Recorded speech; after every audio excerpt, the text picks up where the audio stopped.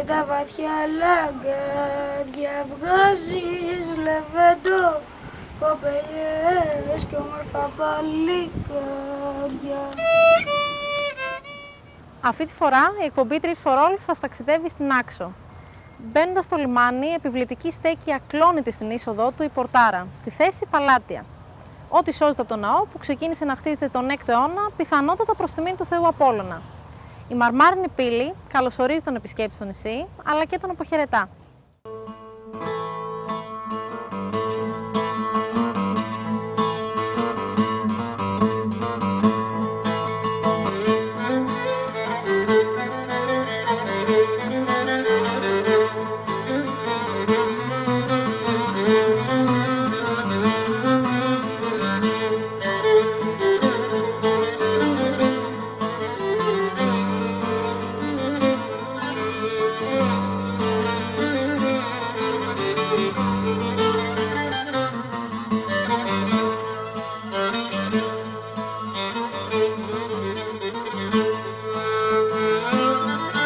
Κάναμε την πρώτη βόλτα στο λιμάνι με τα αρχοντικά και τα γραφικά σοκάκια, θαυμάζοντας έτσι το εντυπωσιακό άγαλμα του Κούρου μπροστά στο Δημαρχείο.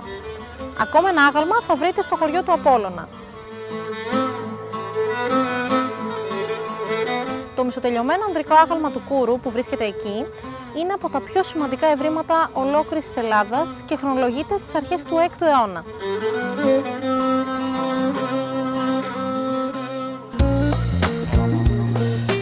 Περπατήσαμε στα σοκάκια, όπου η απογευματινή βόλτα και τα ψώνια είναι η χαρά του επισκέπτη. Περάσαμε και από τα φυσπά, για να φάνε τα ψαράκια τα νεκρά κύτταρα από τα κουρασμένα πόδια μας, αλλά και για να ανακουφιστούμε.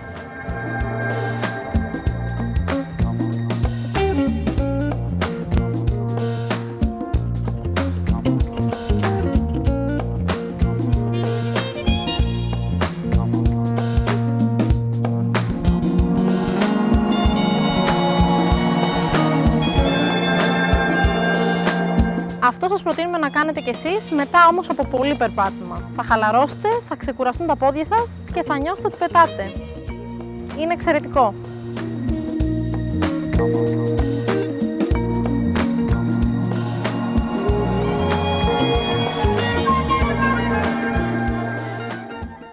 Πρωί-πρωί πήραμε το δρόμο για ορεινά. Επισκεφθήκαμε ένα από τα ομορφότερα και γραφικά χωριά της Νάξου, την Απίρανθο. Πλακώστε δρομάκια, καφενεία, ταβέρνες, μαγαζιά λογής συνθέτουν το παραδοσιακό χρώμα του χωριού.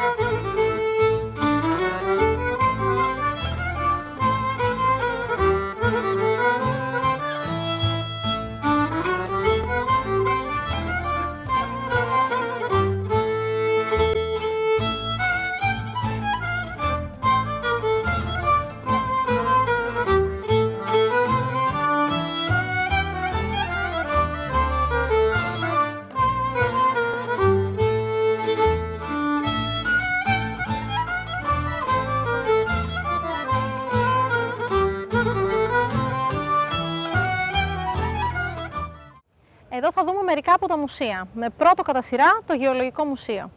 Η κυρία Μαργαρίτα Κρητικού μας ξενάγησε και μάθαμε για το πέτρωμα μας σμύριδα. Με αυτό φτιάχνουμε και το σμυριδόπανο, που μπαίνει όμως και στους δρόμους για την αποφυγή της ολεσθηρότητας.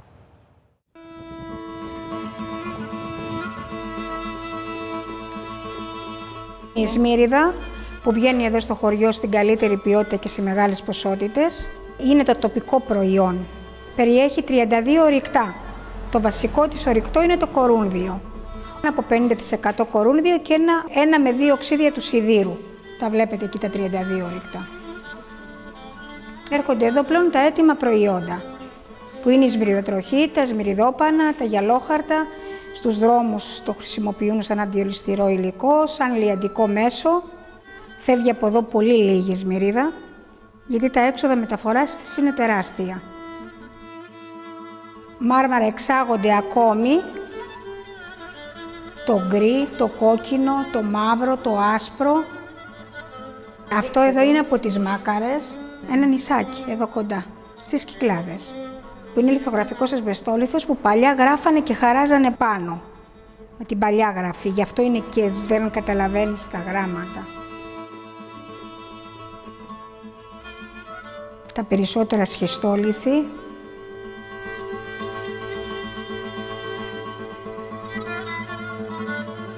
Αυτά είναι απολιθώματα ελλαδικά.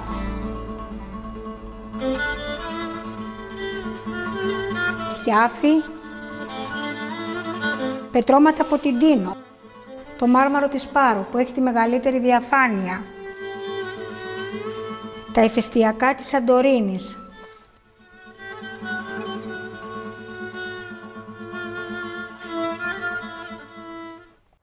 Πιο δίπλα συναντάμε το Μουσείο Φυσικής Ιστορίας. Πολλά από τα ευρήματα έχουν βρεθεί στην παραλία της Μουτσούνας. Πρόθυμη κυρία Βούλα Σόιλε μας ενημέρωσε για όλα τα εκθέματα.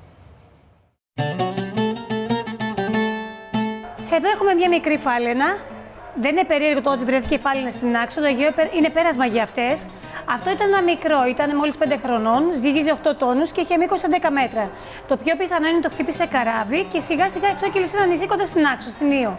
Από εκεί το πήραμε, το θάψαμε σε μια χωματερή, έγινε η αποσύνθεση από τη φύση και μετά εκθέσαμε το κεφάλι και ένα μικρό μέρος σώματός του.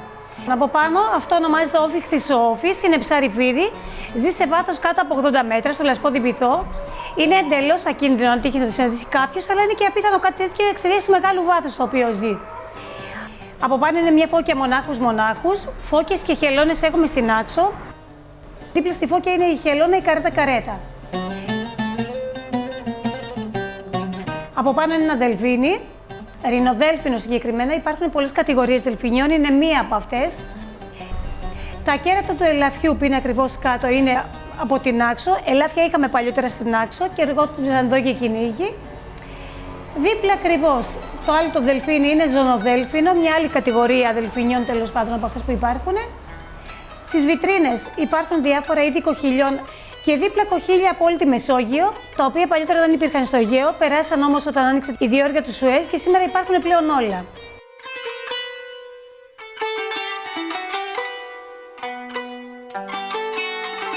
Ο κροκόδιλος εδώ στη βιτρίνα, τον έβγαλε η θάλασσα σε μια παραλία στη Μουτσούνα όπως είναι βαλσαμωμένο. Πιθανόν προήλθε ή από λαθρεμπόριο ή από ναυάγιο και τον βρήκε μια κοπελιά που είχε πάει να κολυμπήσει. Το ψάρι ονομάζεται σφαιρόψαρο ή γουρνόψαρο. Είναι στη φυσική του μορφή ένα πλατή ψάρι που όταν δει κάποιον εχθρό για να μυθεί, πίνει νερό, φουσκώνει, βγάζει τα γκάτια του και γίνεται έτσι. Από πάνω είναι μια σφιγγοφόλια, είναι πολύ περίεργη, πραγματικά δεν την έχω ξαναδεί. Και τέλος η άγκυρα εδώ. Ανήκε σε παλιό σκαρί, αυτά που κουβαλάγανε τη Σμύριδα παλιότερα. Βέβαια, όταν βγήκε από τη θάλασσα, σιγά σιγά πετάει το ξενοσώμα της από πάνω της και φαίνεται το σίδερο.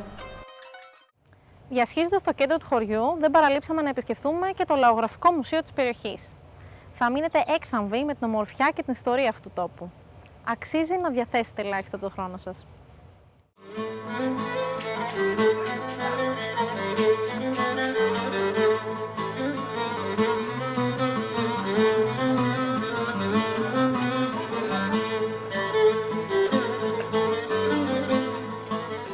Το Λαογραφικό Μουσείο για πρώτη φορά λειτουργήσε το 1966, αλλά η Χούντα το λαιλάτισε, το κατέστρεψε και επανειδρύθηκε το 1986 με πρωτοβουλία του Μανώλη του Γλέζου.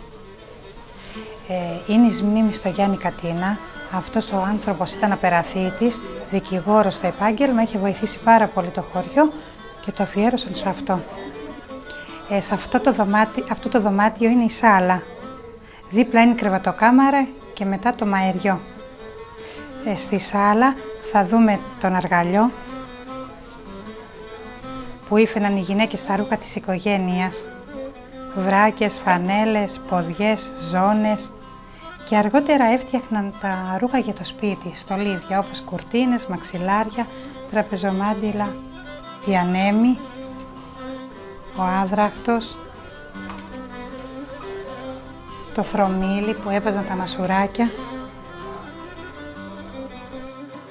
Αυτός είναι μικρός αργαλιός, άσχετος από τον μεγάλο, που έφτιαχναν τους καλτσοδέτες. Αυτό το έβαζαν οι βρακάτοι στην κάρτσα τους και την έδαιναν. Σε αυτό έκαναν το προζύμι και ζύμωνα. Αυτά είναι οι ψαλίδια που κούρευαν τα πρόβατα. Αυτά είναι οι αρμαίοι που άρμεγαν μέσα οι βοσκοί το γάλα. Αυτά είναι τα σκοιμίσια που έβαζαν το τυρί να στραγγίξει. Αυτό είναι το ασκί, πάλι από δέρμα κατσίκας, που έβαζαν μέσα το μούστο και το μετέφεραν οι άνθρωποι από το αμπέλι στο σπίτι. Τα δρεπάνια. Με αυτό το εργαλείο έφτιαχναν οι άνθρωποι τα κορδόνια για τα παπούτσια τους από δέρμα κατσίκας. Έπαιρναν δέρμα κατσίκας ξερό και έφτιαχναν. Εδώ είναι η παραστιά. Καθόταν η γυναίκα και μαγείρευε στη φωτιά. Εδώ είναι τα πρώτα καρβουδιστήρια του καφέ, αυτό. Και είχε το μωρό δίπλα της η μάνα και το κουνούσε με το πόδι. Και με τα χέρια έκανε κάτι άλλο. Εδώ είναι το σουφούνι, το αρχαιότερο οικιακό σκεύος. Έβασαν το κρασί τους οι άνθρωποι σε αυτό. Βλέπετε τη μέθηρα πύληνη. Ναι.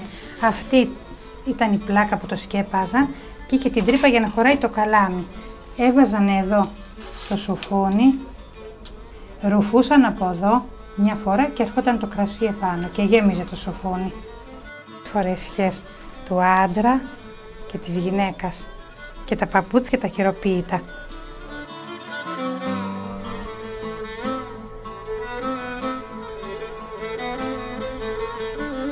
Αυτά είναι και αυτά χειροποίητα και ντυμένα από χεράκια γυναικών που έβαζαν τις τσατσάρες τους μέσα και τις βούρτσες. Αυτή η φανέλα είναι από μαλλί προβάτου, η φαντής ήταν αργάλιο και τα τελειώματα είναι με τις βελόνες.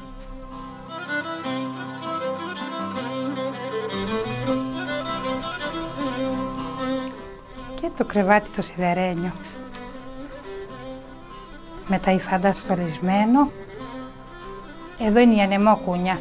Έβαζαν οι γυναίκες το μωρό τους μέσα για να το κουνάνε τη νύχτα.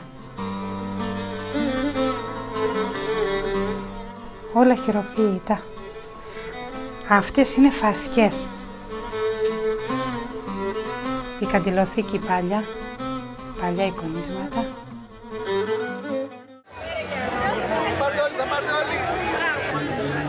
Η αυτονομία της Νάξου όμως δεν σταματά εδώ. Η περιβόητη αξιώτικη πατάτα έχει απόψε την τιμητική της. Έτσι οι αξιώτες τιμούν και υμνούν τη σοδιά τους, με τη γιορτή και με την προσφορά. Περίπου 15 διαφορετικά φαγητά με βάση την πατάτα μοιράζονται δωρεάν στον κόσμο το βράδυ της γιορτής. Αν δεν γινόταν εδώ η γιορτή της πατάτας, πού αλλού θα γινόταν? Διοργανωτές όπως κάθε χρόνο είναι η Ένωση Αγροτουριστικών Προϊόντων, ο Σύλλογος Αγίου Αρσενίου και ο Δήμος.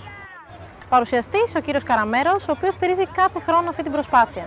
Άλλωστε δεν έκρυψε και ποτέ τη μεγάλη του αγάπη για το νησί. Η γλέντι με παραδοσιακούς καλλιτέχνες είναι ο θεσμός που κυριαρχεί τα τελευταία χρόνια και η γιορτή ξεκινά.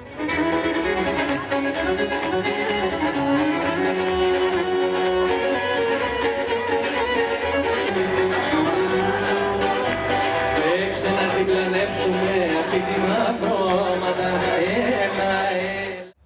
Όμορφες παραλίες, απέραντες, δαντελωτές, με νερά να τα πιει στο ποτήρι. Κολύμπι και πολλές ακόμα δραστηριότητες υπάρχουν στο νησί. Αν είσαστε λάτρες του σερφ, υπάρχουν σχολές όπου μπορείτε να κάνετε τα πρώτα μαθήματα ή και να νοικιάσετε τον εξοπλισμό. Σας προτείνουμε, αν είσαστε κοντά στην πόλη, να επιλέξετε μια σχολή από τον Άγιο Προκόπη ή την Αγιάνα ή στη Βίγλα. Επίσης, μια κατάδυση είναι ότι πρέπει για να εξοικειωθείτε με το θαλάσσιο κόσμο του νησιού. Το ραντεβού της ομάδας του Trips for All με κέντρο κατάδυσης ήταν στις 9 η ώρα το πρωί στον Άγιο Προκόπη. Με το σκάφος στάσαμε στα νυχτά για να κάνουμε κι εμείς μια πρώτη βουτιά. Είναι μια εμπειρία μοναδική. Μην τη χάσετε.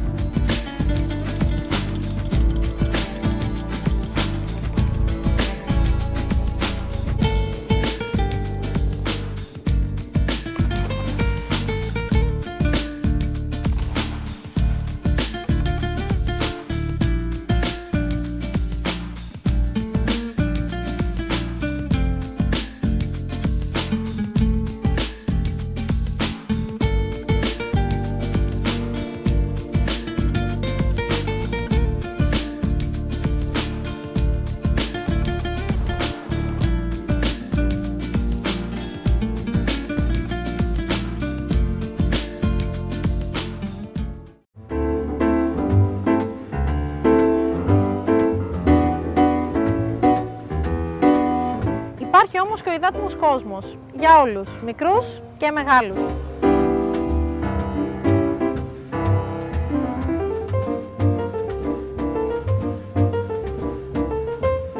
Εδώ όλη η οικογένεια απολαμβάνει μπάνιο στις πισίνες, τις τεράστιες νεροτσουλήθρες και φυσικά μπορεί να γευματίσει, να πιει καφέ και να απολαύσει παγωτό.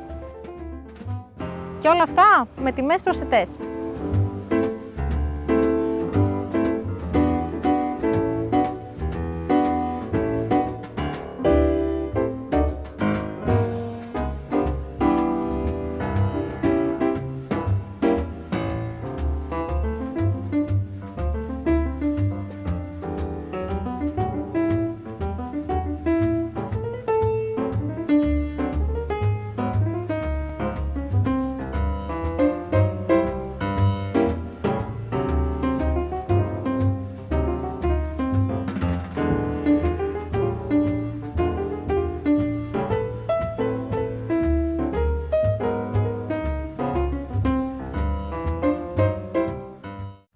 Στην Άξο, την τιμητική τους για το Trips for All έχουν οι μικρές επιχειρήσεις, οι οικογενειακές.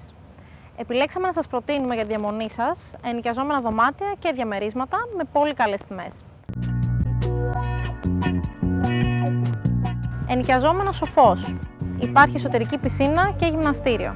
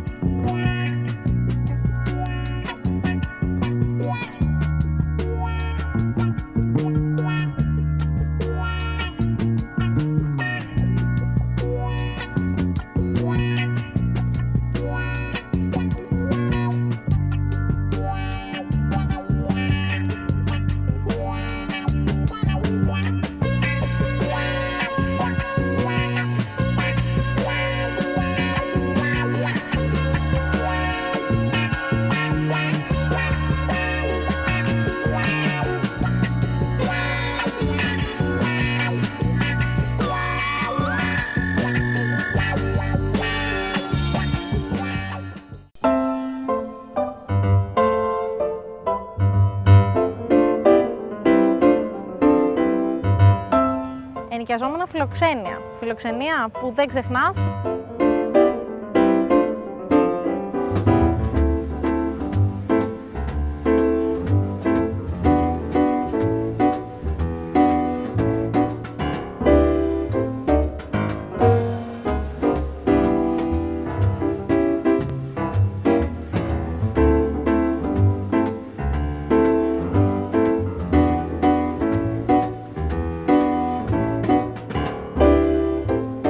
Παραδοσιακό πλούσιο πρωινό, μαρμελάδες σπιτικές και αν είσαστε και τυχεροί θα απολαύσετε σπιτικό μαγείρεμα από την οικογένεια.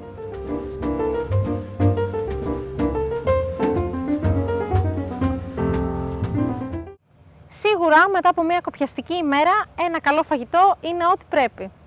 Στο φιλοξένιο που μέναμε έχουν αναλάβει σήμερα να μαγειρέψουν για την εκπομπή ένα παραδοσιακό φαγητό. Και το όνομα αυτού, γαμοπατάτα.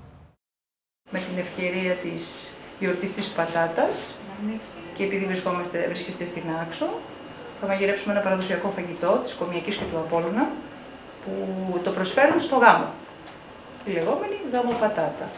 Θα χρησιμοποιήσουμε κρέας, βαγιάρικο. Βαγιάρικο σημαίνει ένα κρέας που είναι ελευθέρας βοσκής, κατσίκι, το οποίο δεν πιάνεται παρά μονάχα με σύρμα ή αν το φωνάξει ο βοσκός. Πατατούλα, νάξου, ντομάτα φρέσκια, κρεμμύδι, ελαιόλαδο νάξου, αλατάκι, μπαχάρι, δάφνη, τοματοπελτέ δικό μας, πιπέρι, κανέλα και όσο νεράκι χρειαστεί. Τοποθετούμε το κρέας στην κατσαρόλα, χτιστά, για να του ρίξουμε λίγο κρεμμυδάκι και να το σαργουνιάσουμε που λέμε εδώ. Θα του ρίξουμε το κρεμμύδι και θα το σοτάρουμε. Δεν θα λατίσουμε αμέσως. Βασισμένο στο κατσικίσιο κρέας και στην ξακουστή πατάτα της Νάξου, μαγειρεμένο με το μοναδικό μεράκι της κυρίας Ευαγγελίας, το φαγητό, το τοπικό παραδοσιακό ναξιώτικο, η γαμοπατάτα, έκλειψε τις εντυπώσεις.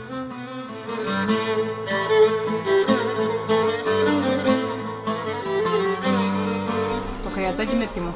Το βλέπεις, λιώμα. Και θα βάλουμε τις πατατούλες και περιμένουμε 20 λεπτά να γίνουν, θα πιούν το ζουμάκι, θα τη δαγκώνεις και θα έχει μέσα ζουμάκι.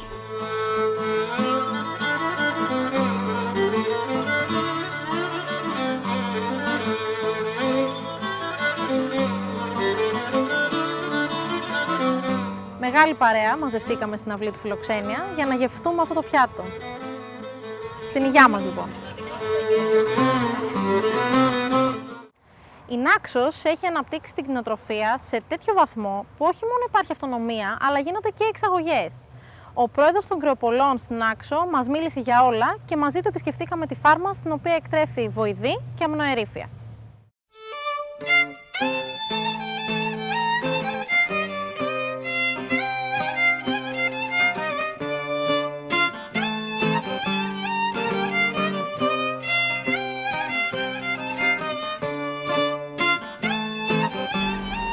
Ως πρόεδρος συνεταιρισμού κρεοπολών Νάξου, μπορούμε να αναφερθούμε για την κτηνοτροφία του νησιού. Είναι ένα από τα μεγαλύτερα νησιά των Κυκλάδων και το πιο παραγωγικό νησί. Σαν δραστηριότητα, ο συνεταιρισμός μας έχει τα δημοτικά σφαγεία Νάξου. Στα σφαγεία σφάζονται γύρω στις 70.000 αμνοερήφια το χρόνο. Τα αμνοερήφια μας τα διοχετεύουμε στην αγορά της Αθήνας και στα γύρω νησιά. Η Νάξος φημίζεται για την ποιότητα στο κρέας. Προσωπικά εμείς είμαστε στο χώρο 25 χρόνια. Έχουμε δικό μας κρεοπολείο. Εκτρέφουμε βοηδή που τα πουλάμε στο ίδιο το κατάστημά μας. Εδώ πέρα βρισκόμαστε στο χώρο μας. Είναι η εγκαταστάσεις κτηνοτροφικής μονάδας μας. Έχουμε ένα χώρο 6 στρεμμάτων. Οι εγκαταστάσεις μας έχουν δυναμικότητα μέχρι 70 ζώα. Παίρνουμε τις πρώτες ύλες, καλαμπόκι, κρυθάρι και κάνουμε εμείς τη μίξη, φτιάχνουμε την τροφή των ζώων. Τα ζώα τα μεγαλώνουμε εδώ πέρα, τα φεύγουν από εδώ, πάνε στο σφαγείο. Τα διοχετεύουμε στην αγορά της Αθήνας με τα δικά μας αυτοκίνητα, ψυγεία και στο κατάστημά μας. Δεν θα μπορούσαμε να παραλείψουμε και να μην σας δείξουμε το παραδοσιακό κέντημα της Νάξου. Η κυρία Ανδριανή Τουλούπη, εκπαιδεύτρια υφαντών και κεντήματος, χρόνια τώρα διδάσκει την παραδοσιακή ύφανση στον αργαλιό και την εξαιρετική τέχνη του κοφτού παραδοσιακού κεντήματος. Ο γιος της ο Σπύρος μας τραγούδισε φορώντας με καμάρι τη στολή του.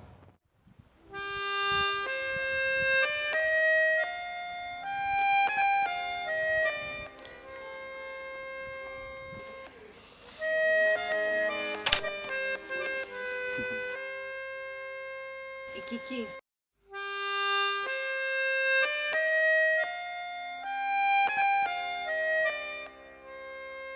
Αυτό είναι μια κουρτίνα.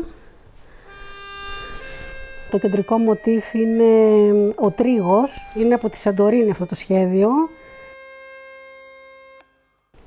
Είναι πάνω όλες οι βελονιές στο άσπρο κέντημα. Και πώς ενώνουμε δαντέλες πάνω σε ύφασμα.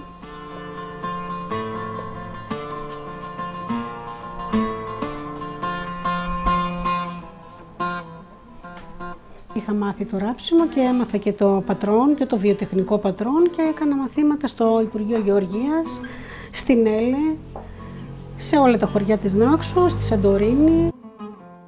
Αυτό ήταν κουρτίνα στις αρχές του περασμένου αιώνα.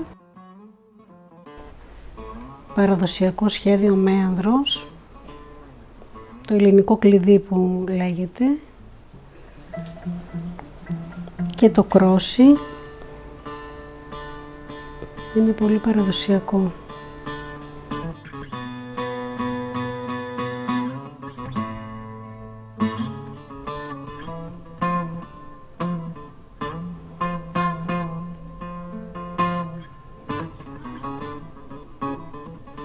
Αυτό το καρέ, το υφαντό, το γεμάτο, αυτό είναι περασμένο το σχέδιο μέσα στα πατήματα. Δηλαδή αλλάζουμε πόδια και βγαίνει το σχέδιο.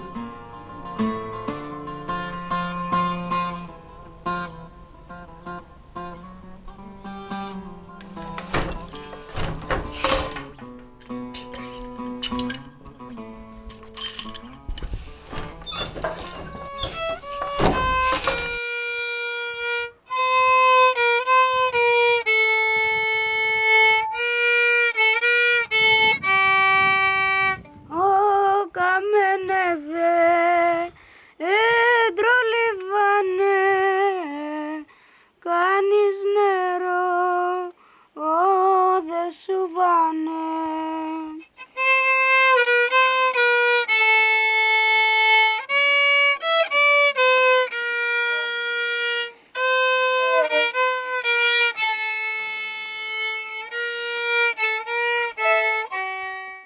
Πριν αποχαιρετήσουμε το νησί ως εκπομπή που αγαπά αλλά και στηρίζει τα ελληνικά προϊόντα, η ομάδα του Trips for All επισκέφθηκε τον αγροτικό συνεταιρισμό Νάξου που βρίσκεται στο λιμάνι για να μιλήσει με τον πρόεδρο κύριο Παναγιώτη Καπούνη και φυσικά να εφοδιαστεί με τοπικά προϊόντα για το σπίτι αλλά και για τους φίλους. Ένας αγροτικός συνεταιρισμός Νάξου ιδρύθηκε το 1826. Αποτελείται από 20 συνεταιρισμούς στην Νάξο, μαζί με τα νησιά της Μικράς Κυκλάδες, Ηρακλεία, Σχοινούσα, Κουφονήσι, Δονούσα και Αμοργό, αριθμεί 27 συνεταιρισμούς και έχει 3.650 μέλη. Η κύρια δραστηριότητά της είναι η κτηνοτροφία και η γεωργία.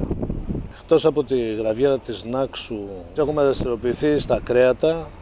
Όσον αφορά το κομμάτι της διαφήμισης, έχουμε μπει ενεργά και προβάλλουμε τα προϊόντα μας και μαζί με τα προϊόντα μας προβάλλουμε και την Νάξο μας, η οποία είναι πάρα πολύ όμορφη. Είναι ένας καλός προορισμός, φτηνός προορισμός. Είμαστε φιλόξενοι και μπορείτε να το διαπιστώσετε έρχοντας στο νησί μας.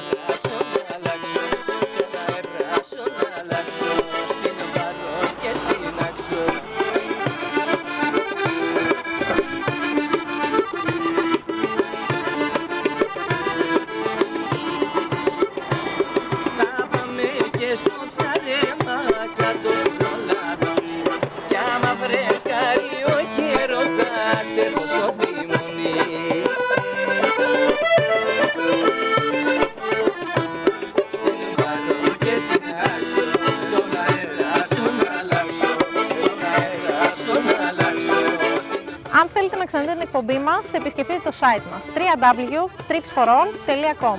Καλή αντάμωση λοιπόν μέχρι το επόμενο Σάββατο στις 12 το πρωί.